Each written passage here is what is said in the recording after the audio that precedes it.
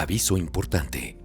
Debido a la situación que estamos viviendo por la pandemia del COVID-19, este evento fue pregrabado hace algunos días. Debido a esto, en esta transmisión no estarán incluidos nuestros comentarios sobre la iniciativa presentada por el presidente de la República referente al régimen de subcontratación de personal. Sin embargo, tendremos una cápsula específica sobre este tema, la cual podrás encontrar próximamente para su consulta en www.eventosrz.com.mx en la sección On Demand. En cuanto se encuentre activo, les avisaremos vía correo electrónico. Gracias por acompañarnos.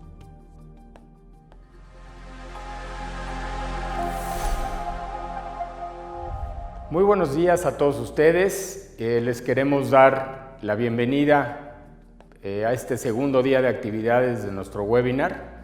Igualmente, esta bienvenida es a nombre de todos los socios, asociados y todo el personal que integra nuestra firma Chever Ruiz Amarripa. Antes de iniciar con la presentación de los temas que trataremos en este segundo día y los diversos paneles que tendremos para ustedes programados, quisiéramos hacer unos breves comentarios en relación al entorno y un poco a los objetivos que se pretenden a través de la reforma fiscal que entrará en vigor a partir del 1 de enero y que se plasmaron en el paquete de reformas que presentó el Ejecutivo y que fueron en su momento aprobados por el Congreso de la Unión. Algunos breves comentarios en relación con esto. En materia de política económica y fiscal, básicamente me gustaría hacer tres comentarios importantes que destacan dentro del paquete que se presentó, reitero, al Congreso y que se fue aprobado en su momento. Primero se refiere a un tema de estabilidad macroeconómica, básicamente por el efecto tan negativo que ha tenido en nuestro país el COVID y que además, de acuerdo con diversas instituciones y expertos en la materia financiera, la recuperación pues se ve complicada y va a durar seguramente algunos años. De alguna forma recoge esta preocupación el presupuesto, el paquete que se presenta y por lo tanto hay muchas medidas que lo que pretenden es privilegiar esta estabilidad económica, macroeconómica, quizá es de los puntos más relevantes del paquete, que si bien es conservador, pero por otro lado pues ha sido un paquete que las propias instituciones y los expertos en la materia lo han calificado de un paquete precavido, por llamarle de alguna forma. También el segundo punto que relataría es en materia de gasto público. Básicamente se hace un énfasis muy importante, y esto ha sido pues, la tendencia de la actual administración, privilegiar programas sociales, mantener los proyectos que el gobierno ha establecido en materia de esto, fortalecer también el sistema de salud, aunque bueno, pues evidentemente por la situación del COVID este ha sido un tema muy retador y va a seguir siendo durante los próximos meses. Hay una preocupación y se plasma así en el paquete de generar empleos y de la mano también el reactivar la actividad económica de las empresas y del sector público. Y el último comentario también que se plasma en forma muy reiterada en este paquete de reformas es reducir la desigualdad, propiciar el desarrollo equilibrado en nuestro país y sostenido a largo plazo de la mano de estos programas sociales a que me referí en el segundo punto. Segundo comentario también muy breve en materia de la ley de ingresos. La verdad es que no hay cambios sustanciales en este mismo paquete en forma precavida y un paquete bastante austero. Evidentemente hay una ausencia total de estímulos fiscales que privilegien la inversión de las empresas. No hay nada nuevo en esta ley de ingresos. Les mencionaría yo las tasas de recargo, básicamente se mantienen en relación con las que existen hasta este año. Y simplemente dentro de la ley de ingresos algo que es positivo, la tasa de retención de intereses por inversiones que se realicen en el sistema financiero y en los cuales nosotros como persona física podamos llegar a obtener algún interés. Se reduce esa tasa de retención que están obligadas a efectuar las instituciones de crédito del 1.45, que es la tasa actual, al 0.97%. Esto originará que exista una menor retención de impuestos. Acuérdense que esta retención tiene el carácter de pago provisional y al final del ejercicio, con algunas excepciones, las personas físicas tendrán que hacer cuenta respecto a sus intereses y acreditarán el impuesto que se les haya retenido. Pues sin más, en estos breves comentarios que nos ubican un poco en el entorno de la reforma para 2020, pasaremos ahora a tratar la temática que tenemos preparada el día de hoy en los diversos paneles que estaremos a continuación presentando. Iniciaremos ahora con el primer panel que tenemos preparado para ustedes el día de hoy. Este panel se refiere a dos aspectos importantes. Uno, a un marco conceptual de la reforma fiscal para el año que entra, y dos, a la situación que el entorno en materia de fiscalización se ha tenido y se va a tener seguramente a nivel federal y estatal. En este panel estarán participando nuestros socios Eugenio Franzoni y Manuel Sainz. Así que adelante.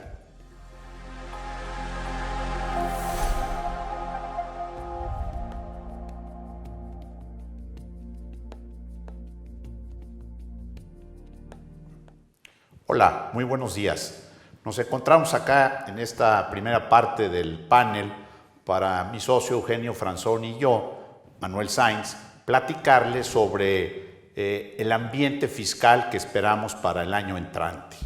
Y para ello, la primera parte la vamos a ocupar en platicarles cuál es el propósito de la reforma que ahora se está recién aprobada.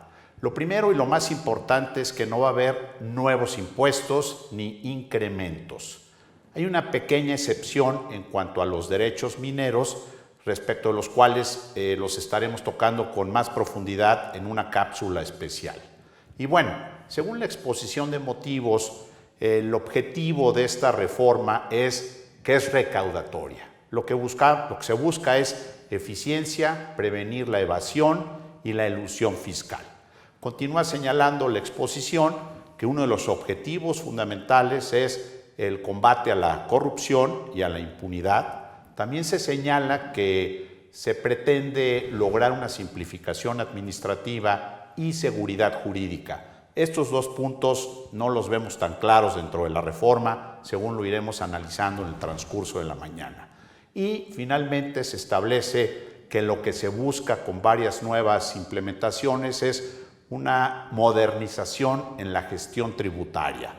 Y aquí lo que se pretendía, que afortunadamente no pasó, es que las autoridades fiscales quedaran facultadas para, cuando llegaran al domicilio fiscal de los particulares, pudieran sacar fotos y videos eventualmente de las casas. Esto, como comenté, afortunadamente no transcurrió. Y bueno, ahora le pediría a mi socio Eugenio Franzoni si nos comenta sobre el ambiente fiscal que esperamos a nivel federal. Sí, gracias, Manuel. Pues bueno, es una realidad que la labor de fiscalización, tanto a nivel federal como local, vive una época de muchísima intensidad, yo les diría en el pasado reciente que conocemos. Esta intensidad no solamente la vemos manifestada en un continuo acecho por parte de las autoridades, sino de igual forma y más preocupante en el tono de agresividad que se está manejando en las auditorías. Si a esta situación le añadimos que, a diferencia de lo que ocurría en el pasado, en donde los procedimientos de fiscalización eran procedimientos formales, apegados a los requisitos que nos marca la normatividad fiscal, y ahora estamos transitando hacia procedimientos informales o no convencionales, en donde las reglas del juego simplemente son las que marca la autoridad, normas no legalizadas, podremos advertir que resulta de la mayor importancia un cuidado mucho más puntual, más diligente de ambos tipos de procedimientos, los formales y los informales. Hoy en día ya no solamente está en juego las consecuencias fiscales naturales que pudieran poner en riesgo a los negocios derivado de este tipo de procedimientos.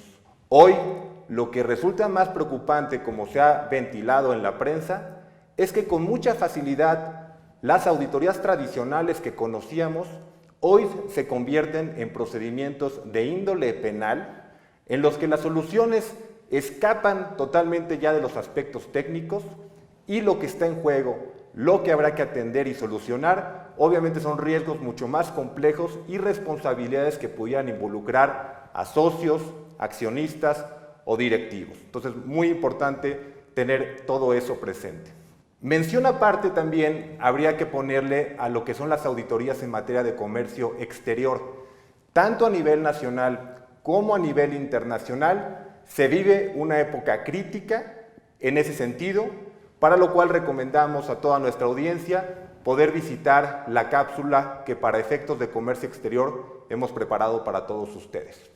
En este contexto que estamos viviendo, hay dos elementos que me gustaría poderles transmitir, con los cuales debiéramos de estar ya muy familiarizados, dada la relevancia que tienen en el correcto cumplimiento de nuestras obligaciones fiscales cuando las autoridades realizan el ejercicio de sus facultades de comprobación.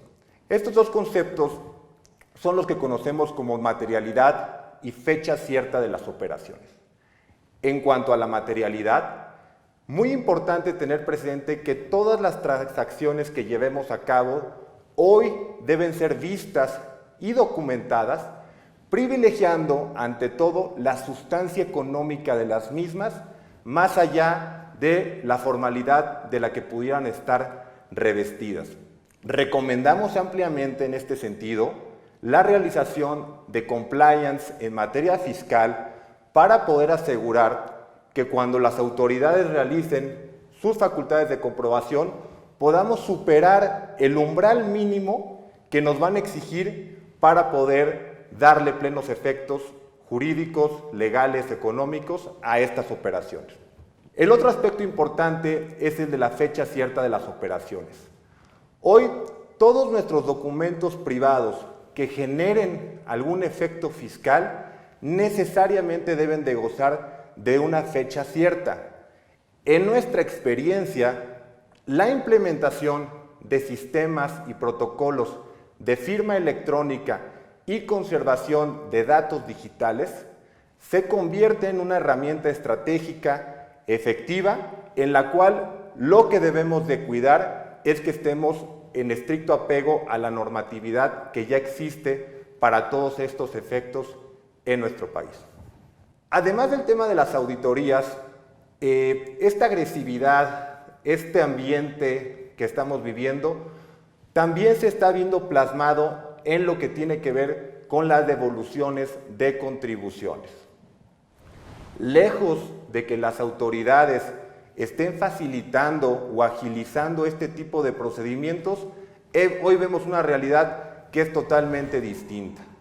Hay un retraso injustificado, los requerimientos de información y documentación han llegado a niveles insospechados y además los pocos beneficios que todavía quedaban en la legislación para empresas certificadas que permitían una agilización de sus devoluciones también pues ya ha quedado destruida.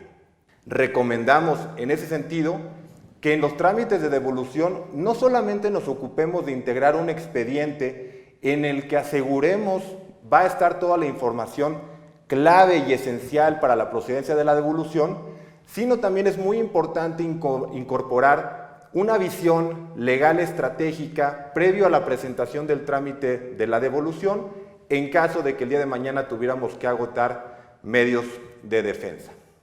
A todo este ambiente, finalmente, yo quisiera añadir la situación que estamos viviendo con Prodecon.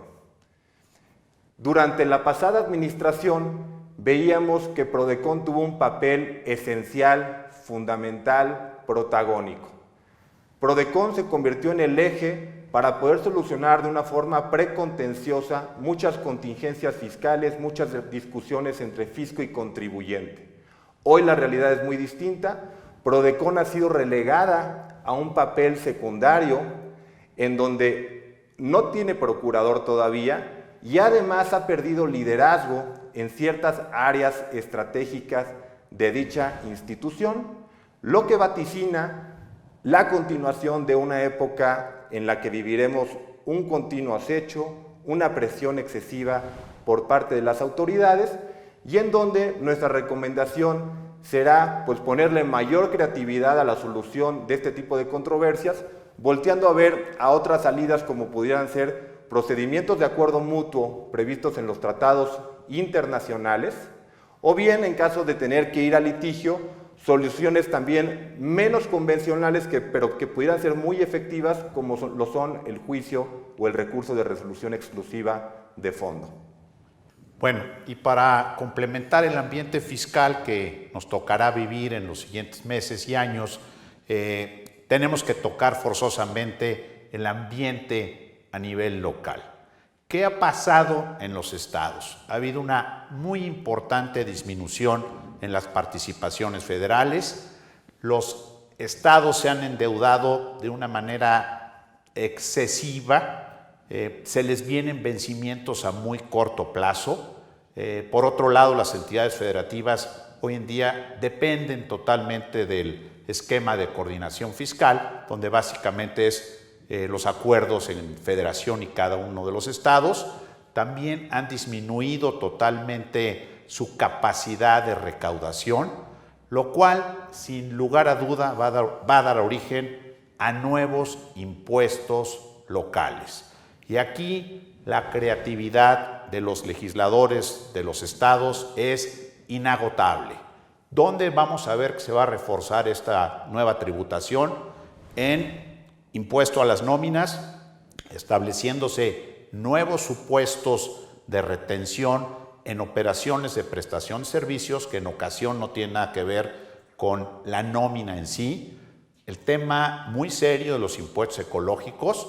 Como saben, la Suprema Corte de Justicia ya señaló que los estados sí pueden establecer impuestos ecológicos, lo cual ya tenemos 2 estados donde están activos y estamos viendo 3 o 4 más para el año entrante. Estos impuestos, desafortunadamente, son muy gravosos y muy complejos de llevar en su cuantificación. Estamos también empezando a ver en los estados cada vez más impuestos a la venta de alimentos y bebidas, incluso también a bebidas alcohólicas.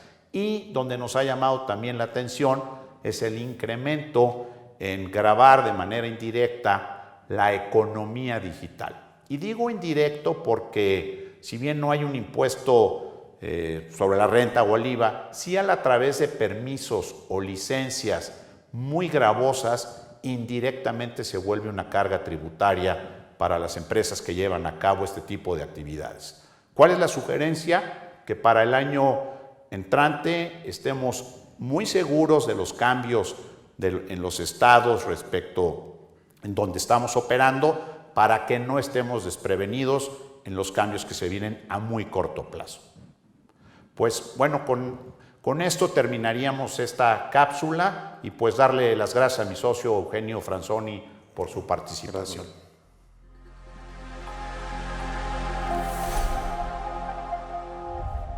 Un comentario breve para finalizar con este primer panel del día de hoy. Muy importante tomar en cuenta impactos, con objeto de evitar impactos significativos y poder implementar los controles, los temas de gobierno corporativo, etcétera, que de alguna forma pues nos protejan respecto del entorno que en materia de fiscalización vamos a estar viviendo durante los próximos meses y durante el año que entra. El segundo panel del día de hoy se refiere a facultades de comprobación que se incluyeron en las reformas contenidas en el Código Fiscal de la Federación. Son temas muy relevantes, le van a dar ahora sí nuevos elementos, nuevas herramientas a las autoridades para que puedan ejercer estas facultades. Y en esta ocasión, en este panel, estarán participando nuestros socios Valentín Ibarra, Daniel de la Parra y Miguel Valle, y estarán coordinados por nuestro socio igualmente Manuel Sainz.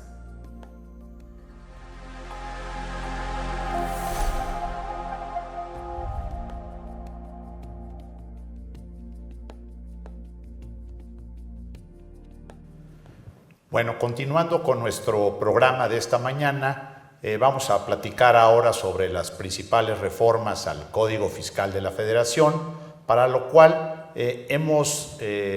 vamos a elaborar 3 paneles diferentes. El primero de ellos le hemos denominado facultades de comprobación y estará conmigo mi socio Daniel de la Parra, mi socio Valentín Ibarra, y también se estará conectando con nosotros mi socio del área corporativa, Miguel Valle.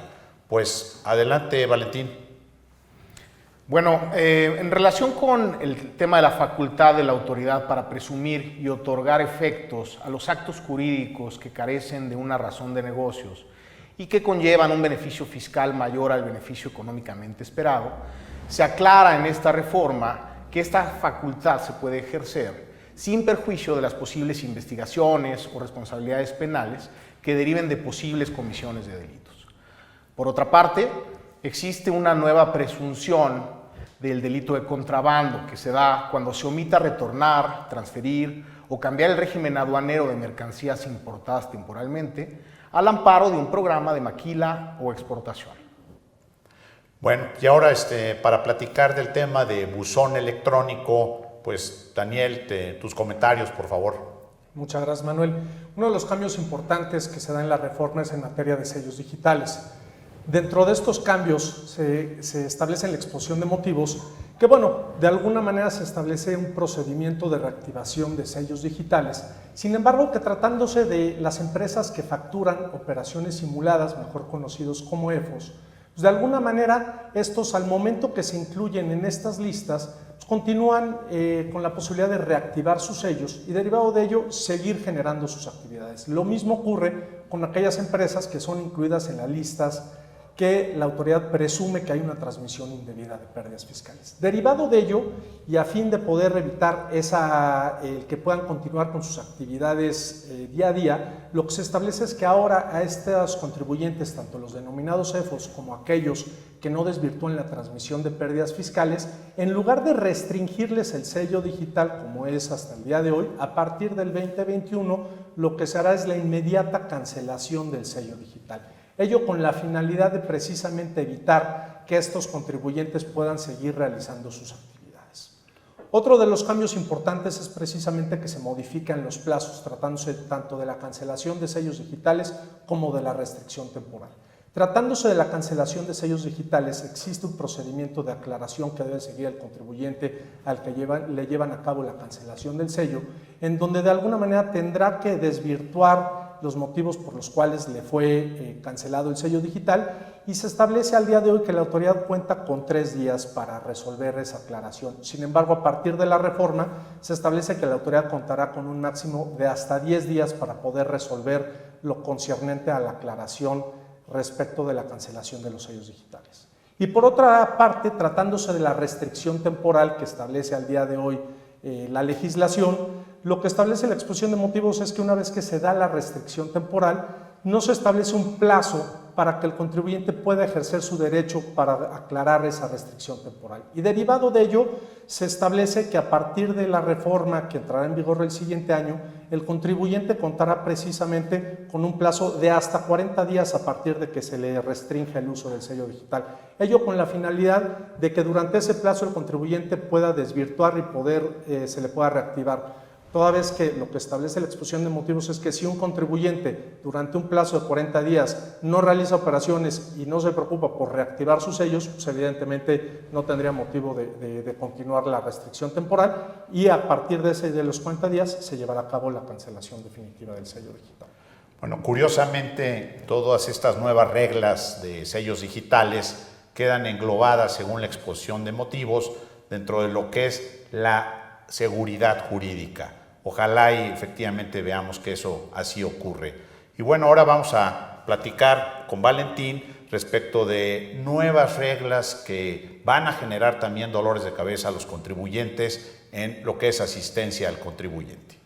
Gracias, Manuel. Efectivamente, como parte de las herramientas que la autoridad tiene en el ejercicio de su gestión tributaria, se han regulado algunas prácticas que de hecho ya se llevaban a cabo, y se adicionan ciertas facultades de asistencia al contribuyente, como la posibilidad de invitar al contribuyente a las oficinas del SAT y orientarlo para corregir su situación fiscal, así como también para informarle ciertas consecuencias y riesgos por posibles incumplimientos fiscales.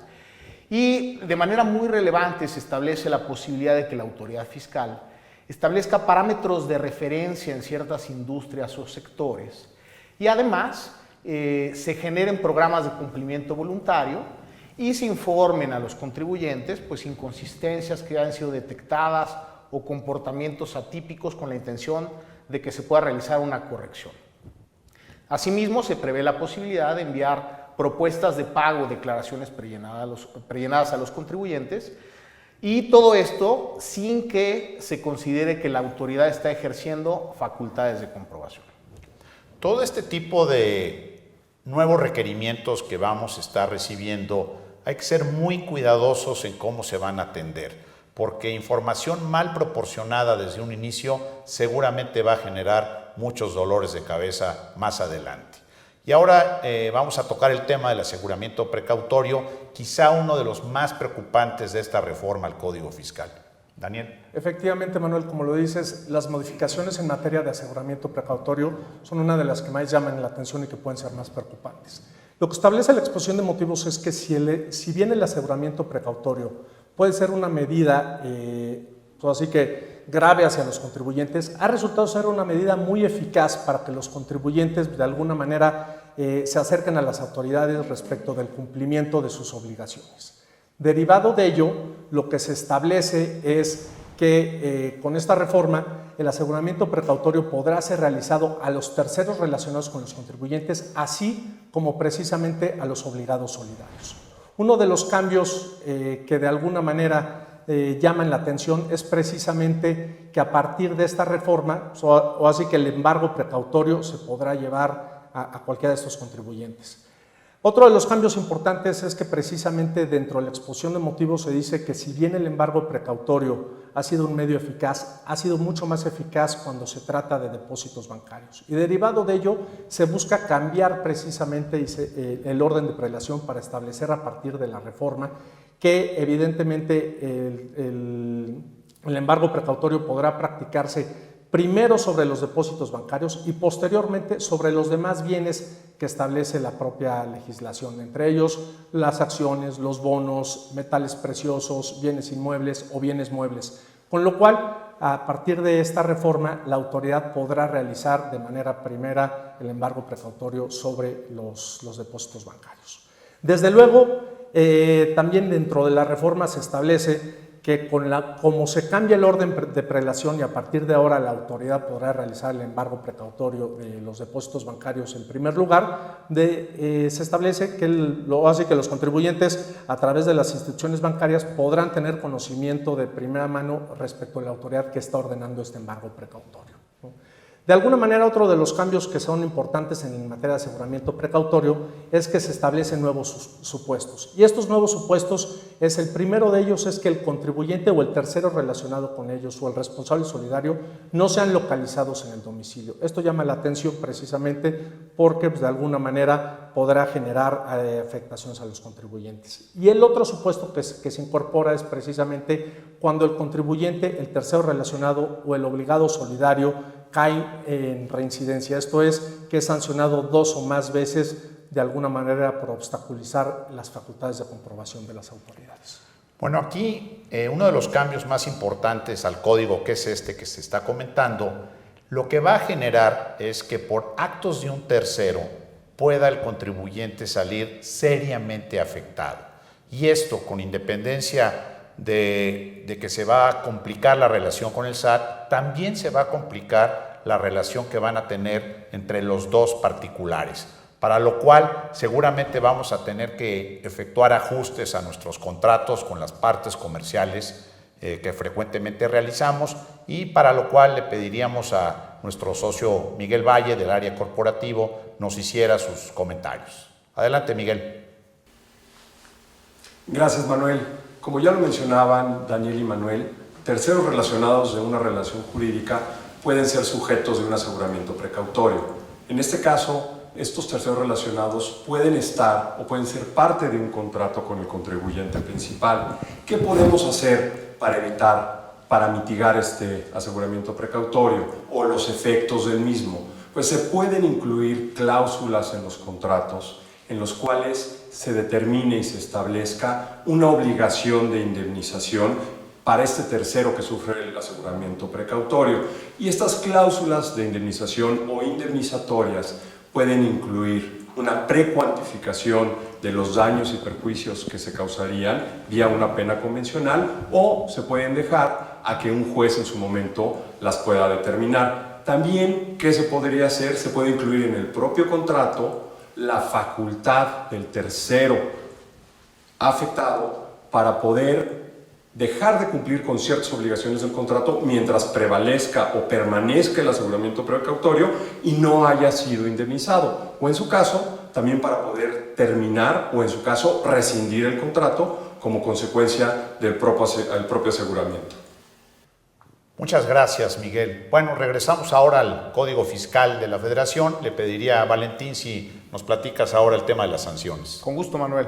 Se establece un nuevo supuesto de agravante en materia de imposición de sanciones derivadas del incumplimiento de obligaciones de precios de transferencia. En general, conservación de documentación comprobatoria, determinación de ingresos y deducciones con base en contraprestaciones a valor de mercado, entre otras, ¿no? Asimismo, se establece la eliminación de la reducción del 50% que al día de hoy existe en estas sanciones de precios de transferencia. Y por otra parte, en materia de sanciones, se disminuye el plazo para solicitar la reducción del 20% de las multas de 45 a 30 días con el objetivo de homologarlo con el plazo que el contribuyente cuenta para interponer medios de defensa. Bueno, como lo han vivido ustedes, las auditorías en materia de precios de transferencia quizás sean las más complicadas por lo que nuevamente habrá que estar muy atentos al cumplimiento en esa materia. Y pasaríamos también a uno de los temas que más dolor de cabeza nos han dado, que es todo lo relativo a las devoluciones. Gracias, Manuel. Efectivamente, en materia de devoluciones hay unos cambios importantes. El primero de ellos, se establece que una nueva facultad para que cuando el contribuyente no es localizado en su domicilio o bien el domicilio no es localizado al hacer la propia visita por parte de las autoridades, lo que establece la ley es que derivado de ello se tendrá por no presentada la solicitud de devolución. De la misma manera se establece que al tenerse por no presentada generará que esa solicitud de devolución no se considera una gestión de cobro para efectos de la prescripción. Por otra parte, se establece que cuando un contribuyente presenta diversas solicitudes de devolución por una misma contribución, quedará a discreción de la autoridad el ejercer un solo procedimiento de fiscalización respecto de todas las solicitudes de devolución o bien ejercer un procedimiento de fiscalización por cada una de las solicitudes de devolución que haya presentado el contribuyente. Y finalmente, se establece que cuando la autoridad ejerce sus facultades de comprobación, el plazo que contará una vez que concluye el plazo que tenía la autoridad será de 20 días para que la autoridad resuelva respecto de la procedencia o improcedencia de la solicitud de devolución en lugar de los 10 días que se establecen al día de hoy en la ley. Nos preocupa mucho el concepto de no localizados para efectos de que se eche para atrás la solicitud de devolución. Nuestra sugerencia sería que tratándose de trámites de cantidades muy importantes, pensemos en algún tipo de prueba adicional que incorporemos a nuestra solicitud para afianzar el concepto de presencia física. Pues adelante, Valentín, con el temario. En materia de comercio exterior, hay una reforma de las facultades de comprobación tratándose de revisiones electrónicas. Se aclara que la ampliación al plazo de 2 años en este tipo de revisiones únicamente procedería en el caso de que haya una solicitud de compulsa internacional. Este tema de las auditorías de comercio exterior tienen diversas complejidades que debemos tomar en cuenta. ¿Cómo lo trataremos en una cápsula específica que tenemos para estos efectos? Y con esto terminaríamos el panel relativo a facultades de comprobación, dándole las gracias a los panelistas que nos acompañaron en este módulo. Gracias. Gracias.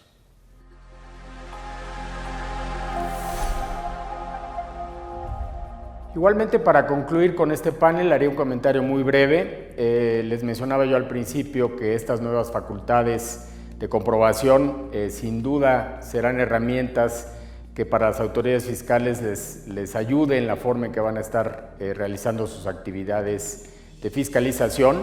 También, como se mencionó a lo largo de la presentación, se anticipan muchos problemas prácticos en la aplicación de estas nuevas medidas, así que también reiterar nuestra recomendación en el sentido de tomarlos en cuenta para efectos de estar de alguna forma blindados con estas nuevas atribuciones que establece el Código Fiscal de la Federación.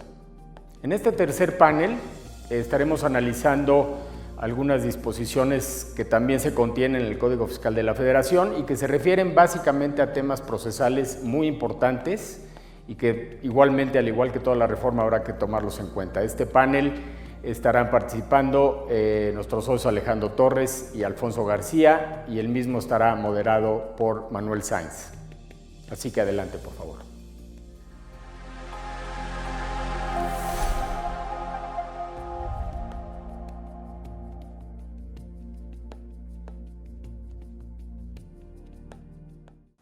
Bueno, continuamos ahora con nuestra plática de Código Fiscal de la Federación en el módulo que le hemos denominado temas procesales. Aquí me estarán acompañando mis socios Alejandro Torres y Alfonso García.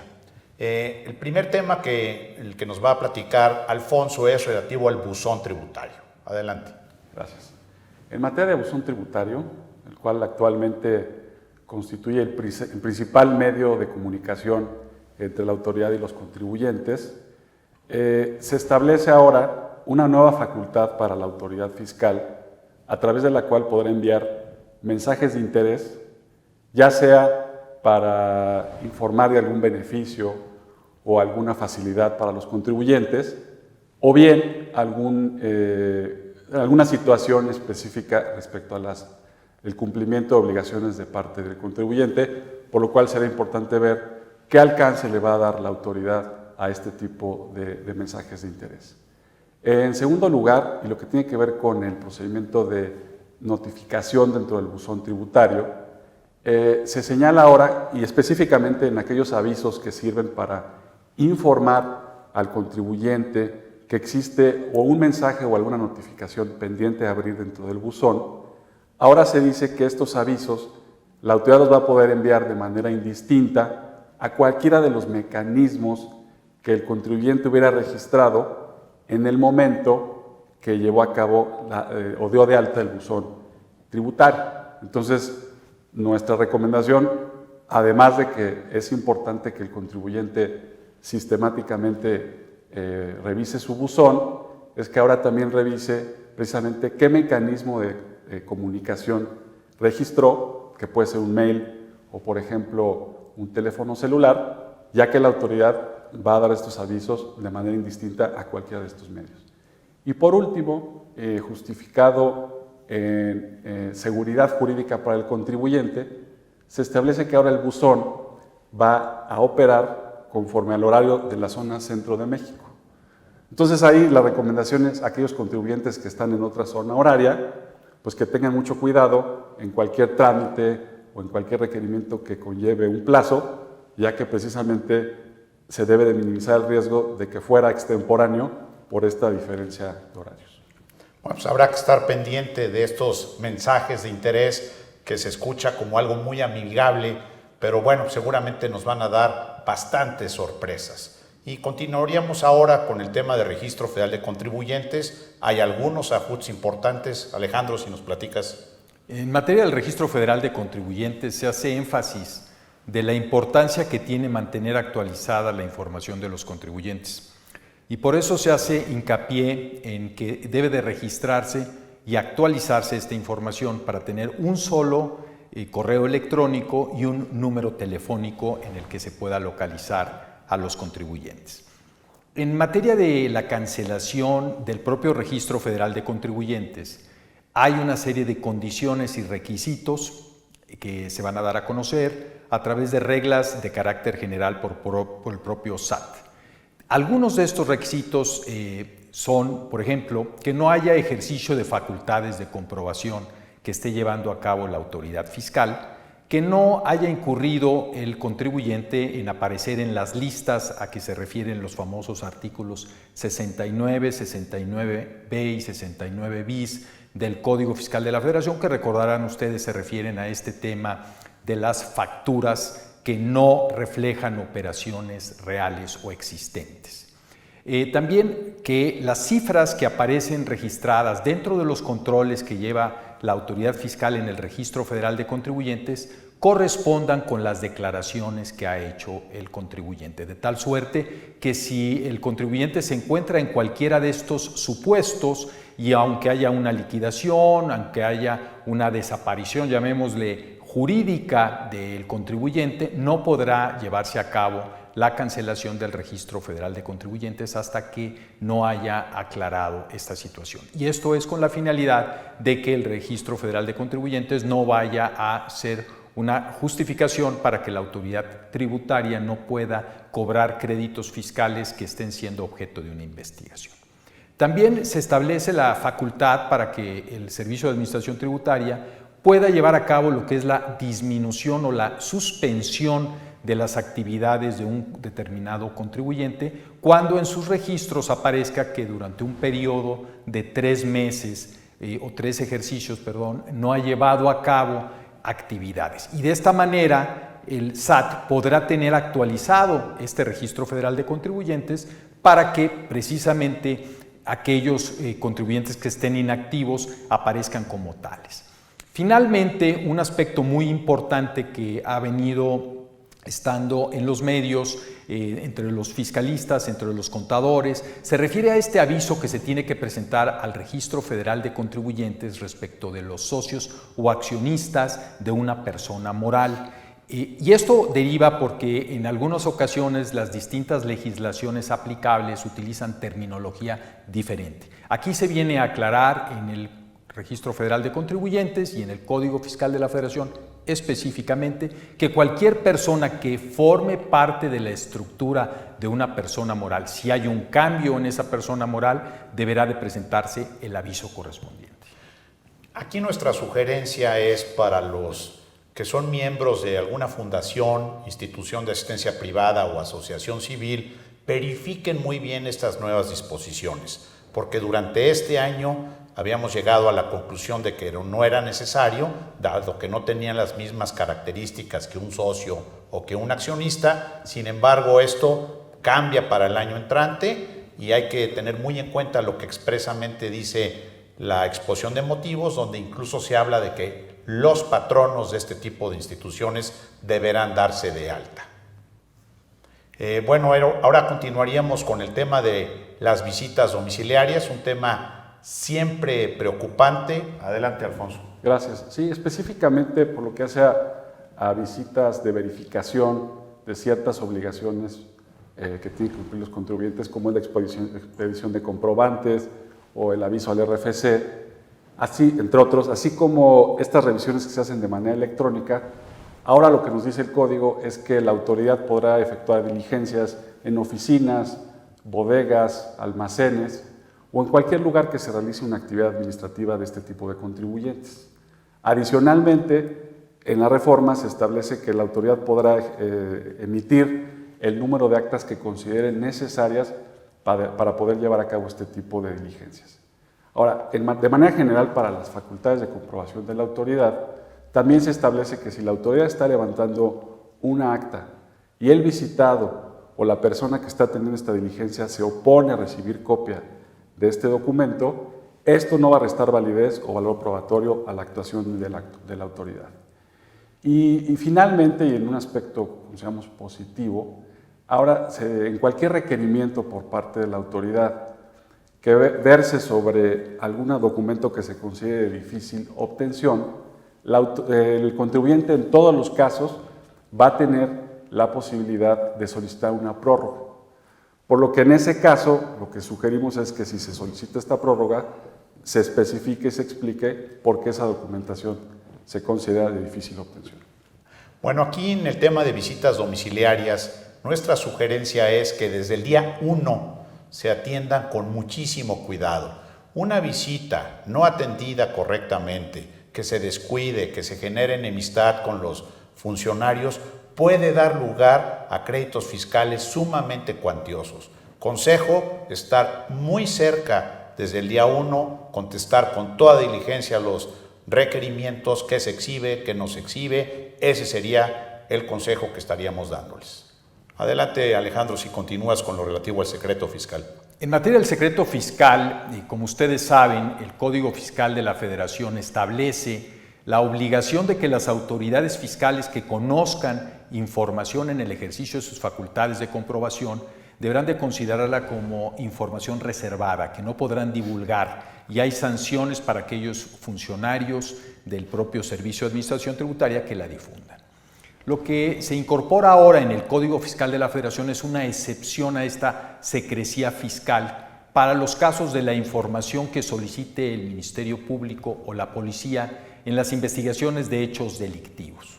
Conviene destacar que han habido un par de intentos también de alguna manera descafeinar, quitarle poder a estas disposiciones de la secrecía fiscal, en donde ya se había permitido en una iniciativa el tratar de que el INEGI pudiera tener cierto tipo de intervenciones en los domicilios fiscales de los contribuyentes y obtener esa información que podría después ser compartida al Servicio de Administración Tributaria para ver si había alguna relación entre los ingresos declarados y la riqueza evidente que podría aparecer en los domicilios de los contribuyentes. No pasó esa reforma, como tampoco pasó el intento en esta ocasión de darle facultades a los visitadores para que utilizaran la tecnología a través de grabaciones, a través de teléfonos celulares, que pudieran tomar fotografías en el domicilio del contribuyente, porque esto se consideró por parte del Senado que podría poner en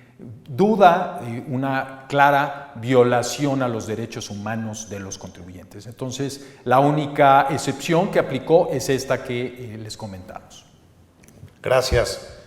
Bueno, ahora continuaríamos con el tema de pérdidas fiscales. Adelante, Alfonso. Gracias. En específico, por lo que hace a la facultad que tiene la autoridad de presumir que la transmisión de un derecho a disminuir pérdidas es indebida, advertimos dos cambios que consideramos positivos. El primero es aquel en que si el contribuyente se encuentra en esta situación, además de la documentación e información que podrá dar para desvirtuar los hechos que señale la autoridad, también podrá manifestar cuál fue la finalidad que tuvieron los actos jurídicos relacionados. Y en ese sentido, la autoridad podrá valorar si la transmisión tuvo por objeto el desarrollo de las actividades del contribuyente y no meramente un beneficio fiscal indebido, lo cual consideramos que va a ser importante para poder desvirtuar esta presunción. Adicionalmente, se establece que, además del plazo de los 20 días con que cuenta el contribuyente, tendrá un plazo adicional de 10 días para poder aportar pruebas. Y en contraste, sí advertimos un tema importante, porque ahora, si el contribuyente no logra desvirtuar esta presunción y no se corrige en el plazo que se le otorga para tales efectos, la autoridad, además de las facultades de comprobación que pueda llevar a cabo, podrá considerar esta transmisión como un acto simulado para efectos de los delitos del Código Fiscal. Consecuencia muy grave que van a estar enfrentando los contribuyentes cuando haya una transmisión de pérdidas fiscales y no se haya tenido toda la diligencia en preparar su expediente de cuáles fueron las razones de substancia económica que orillaron a dicha transferencia. Aquí también el consejo es, cada vez que ocurra un acto que dé origen a transferencias, tener todo muy documentado desde el día 1. Y también va a ser interesante si estas nuevas disposiciones van a tener efectos hacia atrás o si debieran de ser hacia el futuro. Punto que seguramente acabará resolviéndose entre los tribunales competentes. Y Alejandro, pues en acuerdos conclusivos también hay algunas novedades, incluso en la exposición de motivos se señaló que a través de los acuerdos conclusivos se habían detectado prácticas elusorias, cosa con la cual no coincidimos. ¿Qué nos puedes comentar? Claro, el tema de los acuerdos conclusivos ha dado muy importantes resultados de recaudación para el SAT y también ha permitido que los contribuyentes utilicen este método alterno de solución de controversias de manera muy exitosa. Sin embargo, en la exposición de motivos se expresa que algunos contribuyentes han utilizado esta figura para retrasar el cobro por parte del SAT de algunas auditorías que han estado en proceso y utilizan esta herramienta para dilatar el pago de estas contribuciones. Entonces, con la finalidad de evitar que estos instrumentos obstaculicen el ejercicio de las facultades de comprobación, se establece un plazo máximo a través del cual el contribuyente podrá solicitar la instauración de un acuerdo conclusivo ante la PRODECON. Y esto es 20 días después del acta final, del oficio de observaciones o de la resolución provisional a que se refiere el Código Fiscal de la Federación.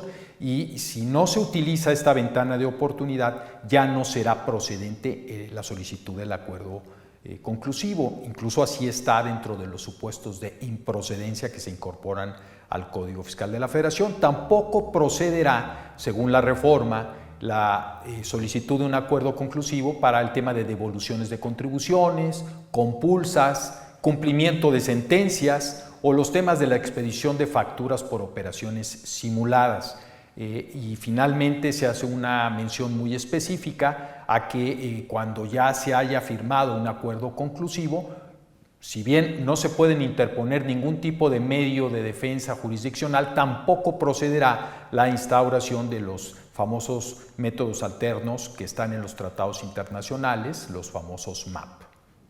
Bueno, pues esperemos que todos estos cambios en PRODECON y en acuerdos conclusivos no demeriten la increíble relación que ha habido entre contribuyentes y autoridades. Se han solucionado problemas muy importantes sin necesidad de ir a litigios excesivos y tenemos esa esperanza que la PRODECON continúe siendo quien ha sido hasta el día de hoy.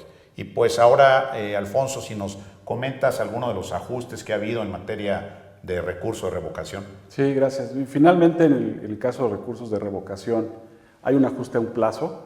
Por ejemplo, si la autoridad emite una resolución favorable al contribuyente donde le ordena a la autoridad que emita o que haga cierto acto, el plazo que empezará a correr para el cumplimiento de esta resolución será de 30 días, porque el código hablaba de 15.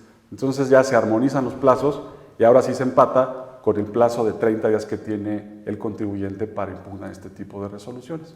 Y por último, en caso que el contribuyente exhibiera como prueba algún documento en idioma distinto al español, ahora expresamente está la obligación de exhibir las traducciones correspondientes, ¿no? Entonces ahí sería importante que se tenga en cuenta que para que tenga valor probatorio un documento que no está en idioma español, se debe contar con esta traducción, además que tiene que ser emitida por un perito autorizado para tal efecto. Bueno, pues con esto concluiríamos este panel y le daría las gracias a mis socios Alejandro Torres y a Alfonso García. Gracias.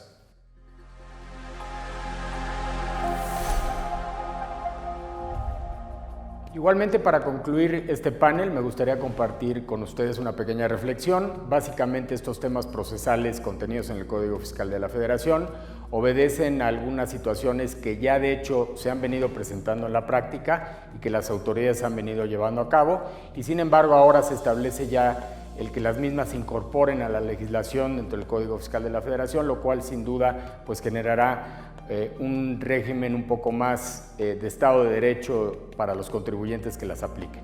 Dentro de los múltiples temas y modificaciones que se incluyeron en el Código Fiscal de la Federación, el siguiente panel versa sobre una temática muy relevante en estos momentos y en estos años que hemos estado viviendo. Se refieren a temas corporativos y temas de control interno que, como mencionaba yo, se incluyen en estas modificaciones al Código. En esta ocasión el panel estará moderado por nuestro socio Ricardo Cervantes y estarán participando con algunos comentarios por parte de nuestros socios igualmente Ramón Orendain y Miguel Valle. Así que adelante.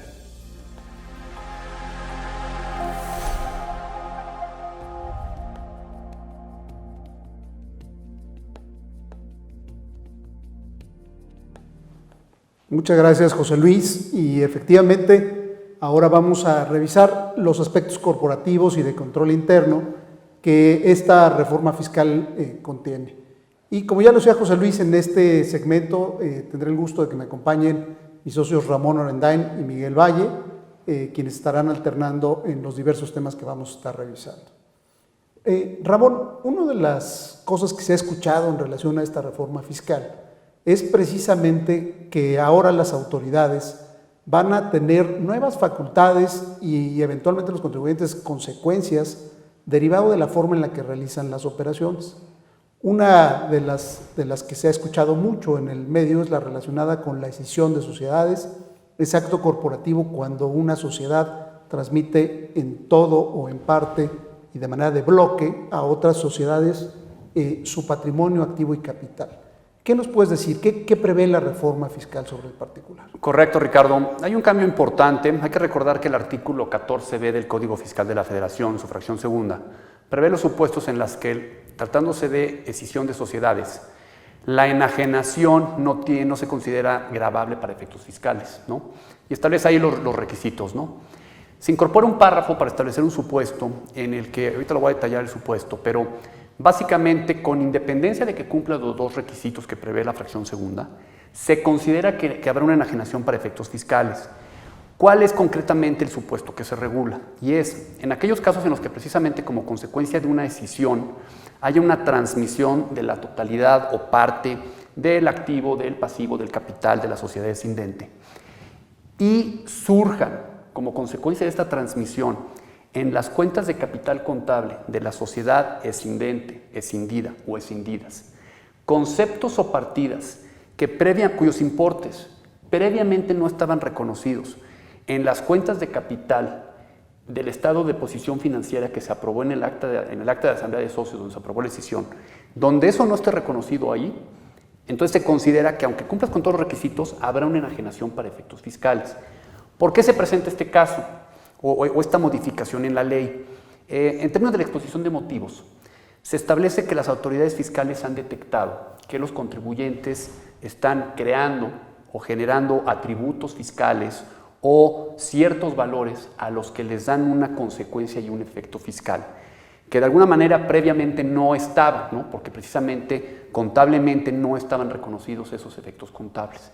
Entonces, lo que la autoridad está buscando con esta modificación es evitar este tipo de prácticas por parte de los contribuyentes que ciertamente se han presentado en algunos tipos de operaciones que se han presentado, ¿no? Esto se ha presentado en caso de intangibles, y es precisamente por esto que viene esta modificación, ¿no? Correcto. Pareciera entonces que en estos casos es relevantísimo la forma en la que se realizan o se documentan las operaciones o la información que se prepara previo precisamente a estas operaciones. Aquí me gustaría, Miguel, preguntarte, ¿existe alguna recomendación, algo que debiéramos hacer, que debieran hacer las empresas, los contribuyentes, para evitar caer en este nuevo supuesto? ¿Qué nos puedes decir sobre el particular, Miguel? Gracias, Ricardo. Como ya lo comentábamos, en adición a cumplir con las formalidades y requisitos de la Ley General de Sociedades Mercantiles y el Código Fiscal de la Federación, ahora es muy importante verificar de manera muy cuidadosa que los balances del escindente y escindidas no se generen, o en ellos más bien no se generen pérdidas que no se encontraran reconocidas o registradas en el estado de posición financiera previos a la escisión. Aquí también es muy importante ver que, por ejemplo, si había marcas en el escindente, que esas marcas no vayan a aparecer ahora con un valor adicional en la escindida, o que no aparezcan partidas que tengan, por ejemplo, efectos de escisión y que puedan entonces ponernos en el supuesto que ahora va a estar regulado por el Código Fiscal de la Federación. Esto además tiene una relevancia importante en temas de adquisiciones de sociedades. ¿Por qué? Porque primero se puede generar una contingencia en los efectos de la enajenación que antes no teníamos o por lo menos no estaban previstos en la ley. Y dos, va a agregar un elemento muy importante que va a ser un elemento de mayor análisis en el due diligence, donde las áreas fiscales y corporativas de los despachos que realicen estos due diligence van a tener que ser muy cuidadosas y van a tener que tener una comunicación extraordinariamente cercana para verificar que no exista este riesgo. Finalmente, yo creo que este elemento adicional va a ser importante que sea analizado y en algunos casos puede llegar a que los elementos de indemnización, las garantías, los escrows, los holdbacks que se establezcan en los contratos de compraventa, los SPAs, por ejemplo, puedan tener montos adicionales o puedan tener una regulación específica también para cubrir este supuesto. Regresamos con ustedes, Ricardo y Ramón. Muchas gracias, Miguel. Pues sin duda, Ramón, ahora será muy importante todo este tema del compliance y la documentación que se tenga en estos casos. Y yo te quisiera preguntar, ¿hay algunas otras medidas o algunas otras consecuencias que se generen en estos supuestos de decisión? Hemos escuchado algo en relación con la responsabilidad solidaria, e incluso no solo eso, sino también qué pasa con un nuevo supuesto que hay por ahí en el Código Fiscal en materia de responsabilidad solidaria, tratándose de operaciones con extranjeros. ¿Qué nos puedes decir? ¿Qué nos puedes complementar de este tema, Ramón. Sí, correcto, Ricardo. Y un poco regresando precisamente a este nuevo supuesto en el que hay enajenación en términos del 14b del Código Fiscal de la Federación tratándose de decisiones. Hay que recordar que ya el artículo 26 prevé el supuesto de la responsabilidad solidaria de las sociedades escindidas con motivo de una escisión, ¿no? Simplemente se ajusta para establecer que cuando se presente este supuesto, la responsabilidad solidaria por parte de las escindidas ya no queda acotada a la proporción en que participaban en el capital social del escindente. De alguna manera lo que busca regular este nuevo supuesto es que al haber un supuesto o pretender los contribuyentes abusar un poco, la responsabilidad solidaria se elimina el límite y de manera que ahora las sociedades escindidas responderán de la totalidad, ¿no? Eso sobre todo se presentaría en un caso donde hay una transmisión total por parte del escindente, de manera que ésta se extinguiera, en donde, pues desde luego, el fisco buscaría que las contribuciones que se hubieran causado por parte del escindente fueran cubiertas por la escindida, ¿no? Repito, sin límite, ¿no? Y también por el otro lado se incorpora un nuevo supuesto tratándose de responsabilidad solidaria, en donde precisamente, pues nuevamente las autoridades buscando y evitar que los contribuyentes no paguen las contribuciones que causan, se incorpora este nuevo supuesto en donde lo que busca regular es, concretamente el supuesto es el siguiente: tratándose de empresas residentes en México o de extranjeros residentes, en el extranjero con establecimiento permanente en el país, cuando lleven a cabo operaciones con partes relacionadas y respecto de aquellas partes relacionadas tengan control efectivo o los extranjeros tengan control efectivo respecto de los residentes en México o del establecimiento permanente en México, serán responsables solidarios por los impuestos causados con motivo de esas operaciones que les sean atribuibles al establecimiento permanente del extranjero con el cual hubieran llevado a cabo la operación, ¿no? Nuevamente, las autoridades han detectado casos en donde se llevan a cabo estas operaciones con residentes en el extranjero y nadie paga el impuesto, ¿no? Entonces, lo que este supuesto busca regular es: alguien va a pagar ese impuesto, y para eso se genera esta responsabilidad solidaria de los empresas residentes en México y los extranjeros con establecimiento permanente en el país, ¿no? Pareciera una sanción demasiado fuerte, ¿no? Para el nacional, el estar siguiendo las operaciones que realizó el extranjero y saber, pues, si existe o no existe la constitución de este establecimiento permanente y ser responsable del impuesto que pagaron. En fin, nos parece sin duda que será muy interesante y habrá que tener mucho cuidado con la información que se recabe del extranjero, parte relacionada cuando se realicen estas operaciones, para evitar caer en este supuesto. Y además, la verdad, es importante comentar que también siempre determinar la existencia de ese establecimiento permanente siempre tiene su complejidad, claro, ¿no? La verdad es que sabemos que en la práctica el tema del EP siempre tiene su complejidad, ¿no?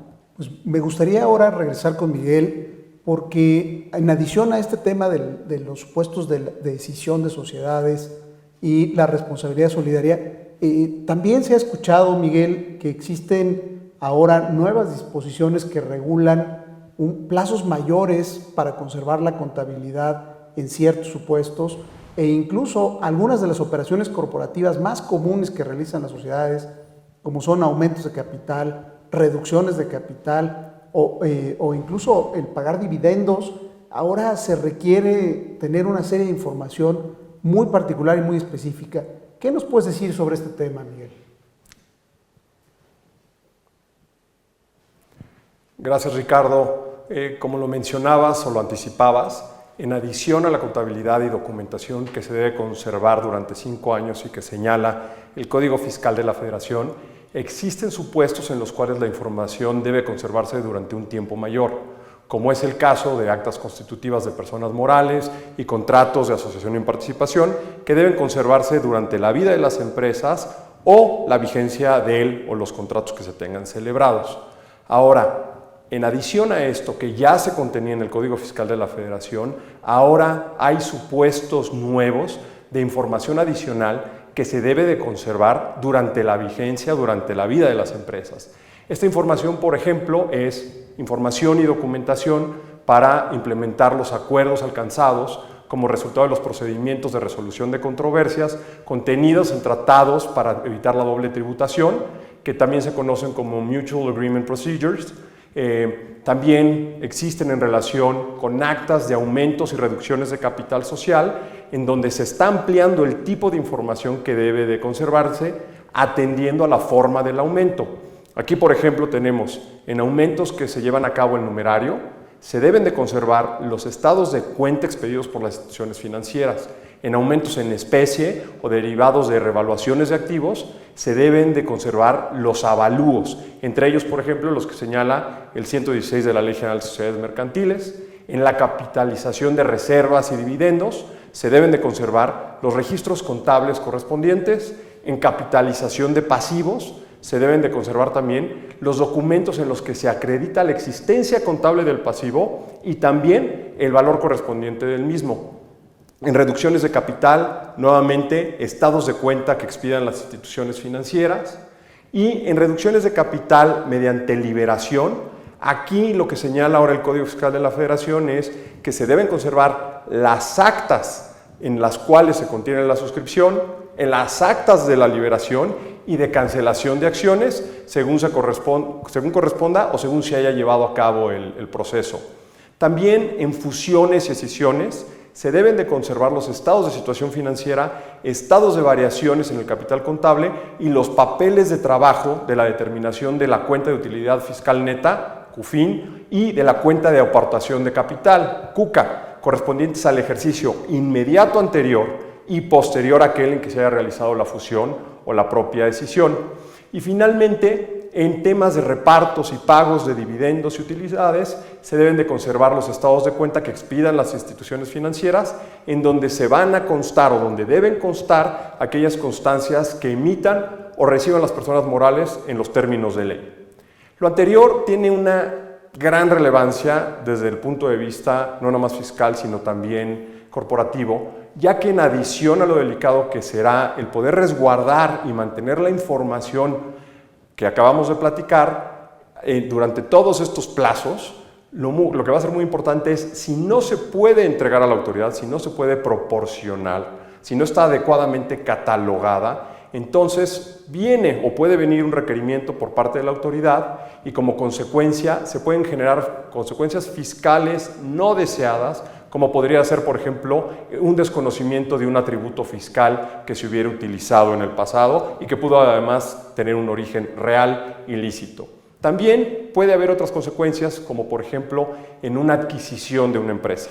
Podemos estar frente a un M&A en donde llevamos a cabo la compraventa de partes sociales o la compraventa de acciones de una empresa, y en el momento en el que llevamos nuevamente un due diligence, una auditoría, vamos a tener que verificar que toda esta información se contenga, exista, esté bien catalogada, pero además que en el momento en el cual se cierre la operación y se haga entrega, no nada más de las acciones y de la documentación de la empresa, también se haga entrega de toda esta información y quien la reciba entienda la manera en la cual está conservada y está catalogada. Pues sin duda muy importante el tener ahora la certeza de qué es lo que tiene que conservar el contribuyente. Sin embargo, esperemos que este tipo de requerimientos no los vaya a hacer la autoridad más que para las operaciones que se realicen de aquí en adelante y no hacia el pasado. Ramón, ¿tú quisieras agregar algo más sobre este tema? No, coincido plenamente contigo, Ricardo, pero también hay que recordar que, como nos ha tocado ver en temas de auditorías, pues es una práctica indebida por parte de las autoridades fiscales, porque sin estar en ley, era documentación que ya venían requiriendo y pues que simplemente con esta modificación lo que vienen a hacer es incorporarla a la ley para que ahora sí tenga un sustento en ley ese tipo de requerimientos, ¿no? Y básicamente nada más. Pues muchas gracias y con eso terminamos este panel.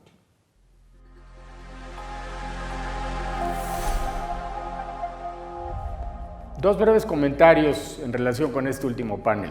El primero de ellos es la importancia de establecer controles corporativos para mitigar riesgos en cuanto a la responsabilidad solidaria que tienen los administradores y los socios de las empresas, y el segundo también el tomar precauciones en materia de resguardo de documentos para efectos de que en caso de que las autoridades ejerzan sus facultades de comprobación tengamos pues, los elementos que nos permiten en su momento desvirtuar este tipo de actividades. En el siguiente panel vamos a cambiar un poquito el formato del mismo. Hay muchos temas que se incluyen en la reforma fiscal y que básicamente se refieren a diversos conceptos que se establecen en la ley del impuesto sobre la renta, de tal forma que este panel lo vamos a hacer a través de una pequeña entrevista en la cual estarán a cargo del mismo Roberto Padilla, nuestro socio, entrevistando también igualmente a nuestro socio Enrique Gil.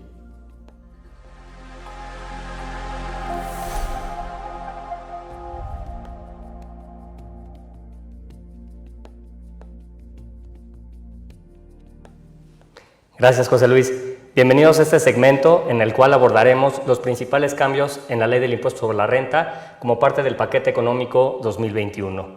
Tengo el gusto de compartir este espacio con Enrique Gil, socio de Consultoría Fiscal, y un servidor, Roberto Padilla, que estaremos aquí abordando estos temas. Enrique, uno de los aspectos muy importantes en la iniciativa y que finalmente fue aprobado es las modificaciones al régimen de personas morales sin fines de lucro. Normalmente están muy reguladas, ya existe un nivel importante de cumplimiento por parte de ellas, pero ¿nos podrías explicar un poco más en qué consistieron estos nuevos cambios que ya fueron aprobados en el texto de la ley, por favor? Sí, gracias, Roberto. A ver, la reforma fiscal para personas morales no contribuyentes, para donatarias autorizadas a recibir donativos deducibles, lo podemos agrupar en 3 puntos principales: más carga, más regulación para que estas personas morales puedan seguir siendo no contribuyentes, más regulación para las donatarias autorizadas a fin de que puedan seguir con estas autorizaciones, y la eliminación de algunas exenciones para la determinación del remanente distribuible. Esto en cuanto a la parte técnica. En cuanto al alcance, bueno, pues seguramente estos cambios afectarán al sector. ¿Por qué? Porque hay mayor regulación, estamos hablando ya de un sector sobreregulado. Se limita la autogestión a estas donatarias para percibir ingresos en un tiempo complicado que es hoy la generación de estos ingresos, o incluso pudieran desaparecer las donatarias autorizadas de no cumplir requisitos y tener que entregar incluso sus activos a otra donataria. Déjame ir a cada uno de los puntos de esta reforma, los principales puntos. Los programas escuela-empresa desaparecen, ya no se puede dar donativos deducibles a estos programas.